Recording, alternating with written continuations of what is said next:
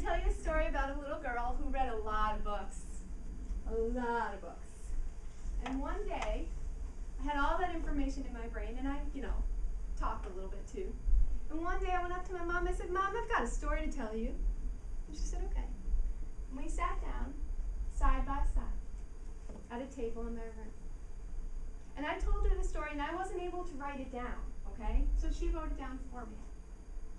And together, we co-created, drumroll, the cat sat on the mat. That is my artwork, by the way. So applause is not necessary. All right?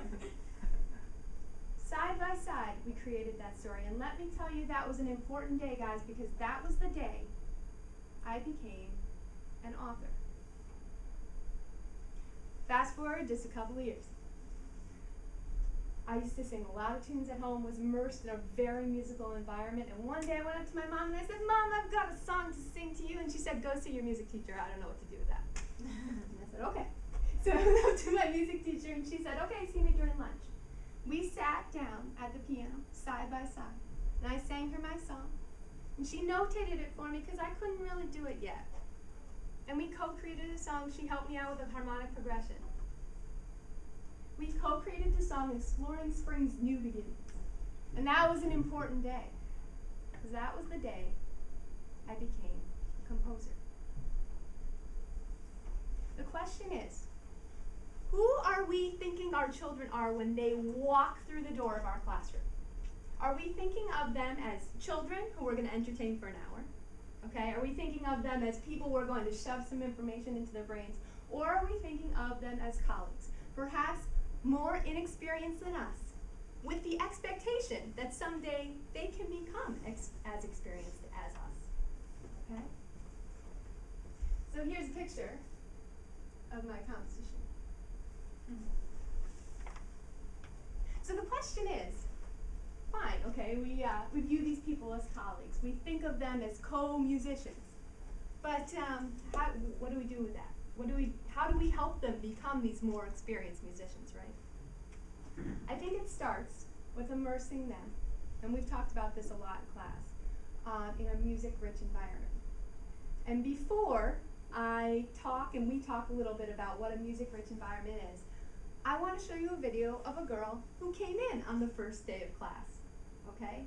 And viewing her as a colleague, at the end of class, I asked if anybody had a tune to share, and she said, "I do. I have a very important tune to share."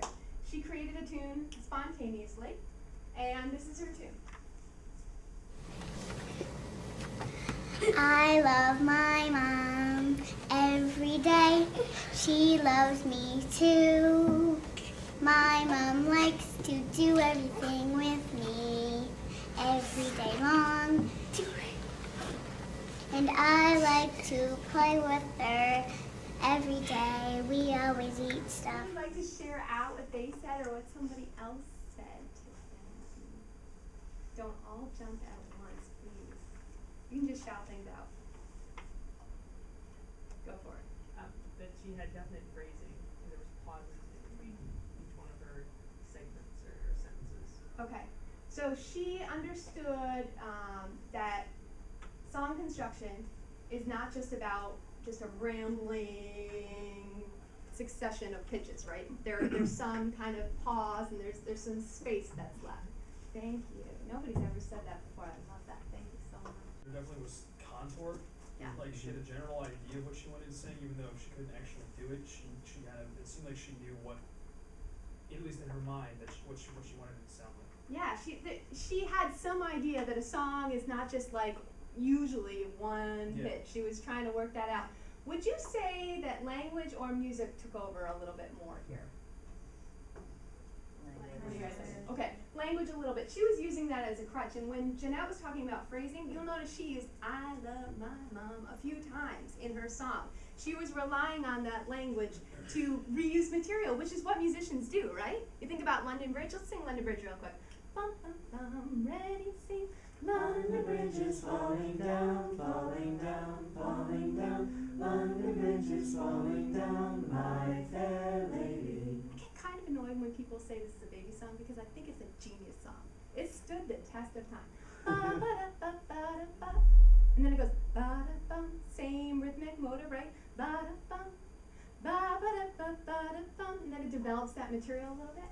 Bum-ba-da-dum. So she's working with that a little bit, but she hasn't necessarily had a music-rich environment, so she's relying on what she has, which is words, okay? What's so amazing about this clip, and it kind of hits on what Jeanette and Haley were saying, is that she knows what musicians are supposed to do. She knows what music is supposed to be, and that's really cool. So there's already an expectation that I can have in my brain that music, that I can expect kindergartners, and she's in kindergarten, to understand that music is supposed to make sense. Now, immersing them in as much variety as possible is important, but within that music-rich environment, starting to help them guide them to develop a tonal vocabulary, a rhythmic vocabulary, a harmonic vocabulary.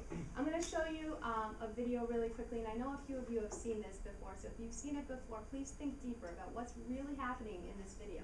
I'm going to show you a video of a girl who I think really knows a particular tune, okay? I think she's been immersed in a music-rich environment for about a year, okay? She's going to present the tune Marianne. You guys know that tune? Mm-hmm. Let's sing it. 1, 2, ready, sing. All day, all night, Marianne, down by the seashore, sitting sand. All the little children love Marianne. It's about 5 different versions. Down by the seashore, sitting sand. It's a great tune. Do you know? Can you figure out the bass line? Do you think it starts on time? All day, all night, Marianne. Down by the seashore, sitting sand. All the little children love Marianne.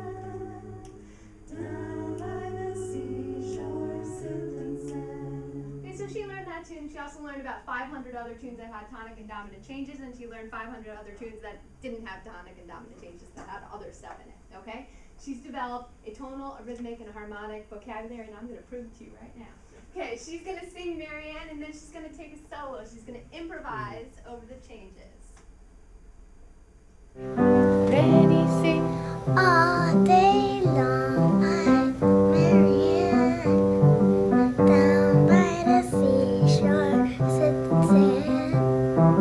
All the little children joined in the band, down by the seashore, sitting sand.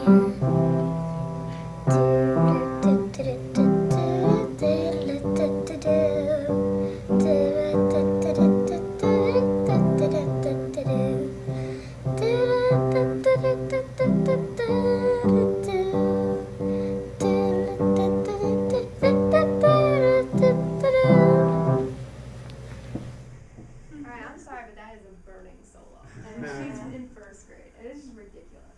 That's really exciting. I want you to think about one reason why she knows this tune, why she just proved that she knows this tune, and I want you to tell your neighbor about it. Go ahead. Her arm movement, it's almost like a pendulum, that especially during her solo section, I mean, just with absolute consistency, she's moving to a pulse. So it tells me that she's not hesitant of what's happening next. She might not be always accurate when she starts a phrase or an idea, but she knows where she wants it to go and where it's going to end. Yeah. And what do we call that?